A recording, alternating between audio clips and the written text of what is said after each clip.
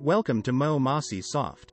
In this short tutorial, I will show you how to add a calendar in Excel, which allows you to comfortably enter dates into your data tables. There's more than one way to add a calendar or date picker in Excel, and today I will show you the quickest and simplest one. To install a calendar in Excel, we need to activate the Developer tab first. So let's click on the file up here and select Options. Once this window appears, click on Customize ribbon, look on the right-hand side of the pane, and select Developer to activate it. Now just click on OK, and that's done. You'll see the Developer tab up here, among the rest of the tab.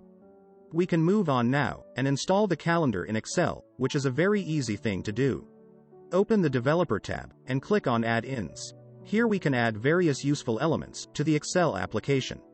Since we want a calendar, we open the Office Store and type Calendar in the search field. After we press Enter, we'll see this mini calendar and date picker available in the first place. We click on Add, and now we can work with it and use it in spreadsheets. Of course, we can place the calendar just where we need it. Click on any of its borders with the left mouse button, hold it, and move the calendar wherever you want. You can also change its size using these little circles in the corners. More adjustments can be made through settings. For example, you can show the week number or change the calendar system. You can also adjust the style of the calendar, its color for instance. But that's not all. Let's have a look at how to enter specific dates into data tables. Let's say we want to enter the start date for the date column. Click on cell C2, that's where we want to have the date displayed. Then look the date up in the date picker. For example, serial number 1 is supposed to start on the 21st of January 2023, and here we go, the dates in cell C2. Just as we wanted, we can use the same way to enter dates for the rest of the columns.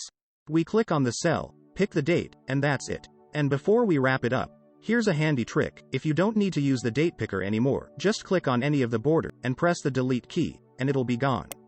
To have it back on screen again, just click on the Developer tab and go to Add-ins. Just as you did before.